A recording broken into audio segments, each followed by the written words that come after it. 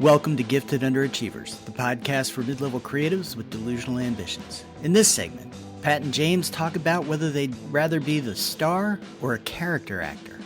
Here we go. James. Yes, Pat. So, when we were interviewing Kath Montstream, the incredible painter, and, sustained art career for 30 plus years, Mm-hmm. It made you think of, would you rather be a star if it was an acting analogy, would you rather be a star or a character actor? It could be said that Kath is, I would say definitely, could be the star if that's what you wanted. But at one point in that interview, you asked her, what's your delusional ambition? Because that's one of our little tropes in Gifted Underachievers. And she said, well, at one point, things are going great up here. She's in Burlington. And I thought, oh, it would be good to be in a New York gallery. That would be great. And then it was difficult. They're hard to get into.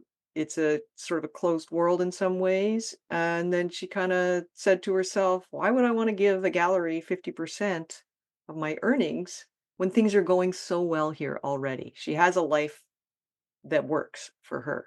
And, it's not a small art life. She does art full time. She's got a gallery and 2 studios and regular showings, as well as a very popular side gig with the Red Hot Chili Dippers. So I guess the question for you is, what do you think? If you were, say, an actor or if you were a painter, would you rather be the star, aka the big New York gallery painter, or the character actor? Well, in the literary world, if I was a star like, say, John Irving, that would open me up to capture and entrapment in somebody's basement. John, Is be a quiet. long-running gag that we've got going. But I don't know. I think about this from an acting perspective Yeah. because it just feels sort of easy to think about it this way. But so we were talking about earlier, like, who are some of these great character actors that are out there? Mm. And we came across this one name, David Ayer, Hamer. right? Hamer. And I can imagine nobody who's listening knows who this is or has heard of this actor, but he's been in 180 different TV shows and movies and has an estimated net worth of $82 million. He is a thriving character actor whose name really, if ever, is at the top of the bill. But he's busy, he's working, he has a career. And that's what, with Kath, she is busy, she is working, and she has a career. And so, what more could you want, right? Yeah. And so I think what more, and one of the reasons why we're doing this podcast is to have a little bit more predictability, a little bit more, um, ease of flow, right? So the Mhm. work is coming to you. You're not having to go out and capture it as much as we are.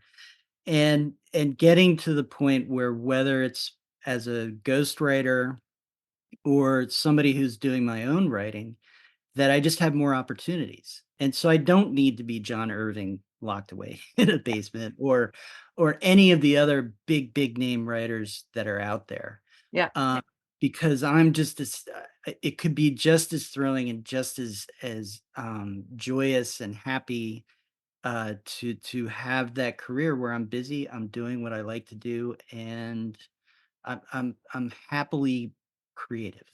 Yeah. Yeah. How about That you? makes sense. Well, there's a bit of my mom said we at one point. So I was pretty old when I had my kids. I was in my late 30s, and my mom would get questions from her friends. Don't you miss having grandchildren? Because I was the first one to have kids, and of us four, and she would always say, "Well, you can't miss what you never had." So it's hard for me to imagine being a star, but I can definitely imagine being a character actor because I have a lot of um I just have a lot of interests and I think most things are pretty fun, most creative things in my field, which is writing.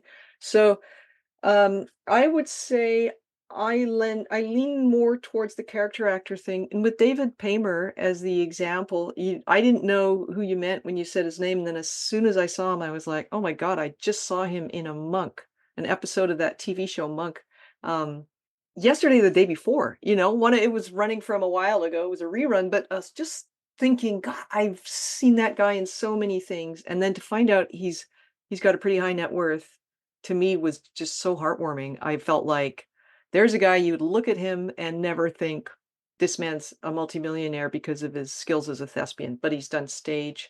He's a director too. So he's fully inhabited his role as a creative in the art that he's into.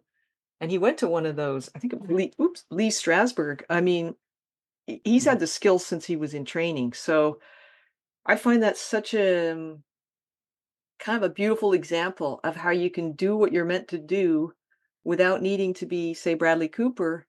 No shade to Bradley, but I think once you get up to there's so many dangers with stars. That's why a lot of child stars don't make it to being an adult actor. Um, because stars, they get a lot of attention. And so that would be I don't think I would ever have been in a good place to handle that level of attention.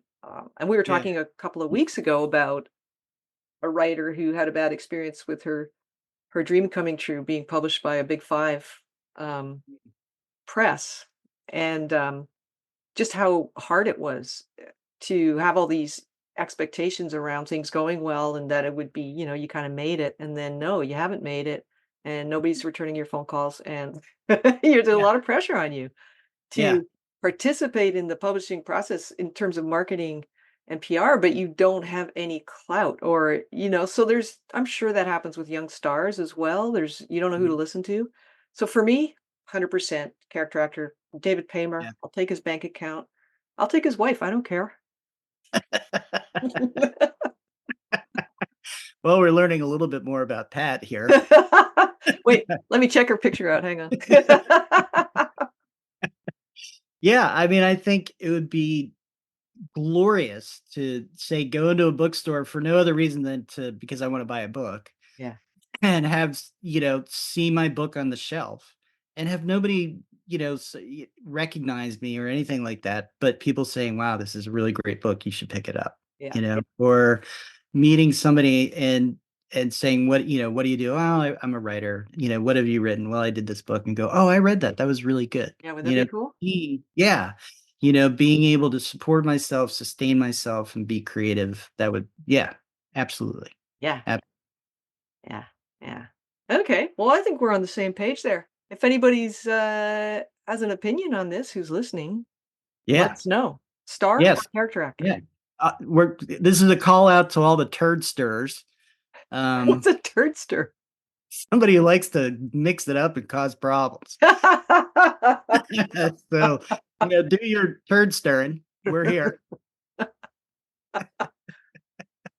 We don't have any of those in our listening They have not revealed themselves. audience. Anyway, star, character actor. Personally, I'm more of a character actor. Maybe because of, clearly if I was gonna be a star, I'd have been one by now, but, so it could Mm, just be bowing to reality, but I think it would be my preference right from the start. yeah. Well, I think if you wanna work, there's a certain sustainability that comes with that character actor status, right? Yeah.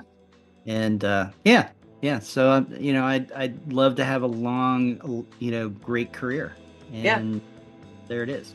Oh, by the way, David Paymer's wife is a, voice actor named Liz George, and absolutely, no problem, I'll take her. Alright, it's done.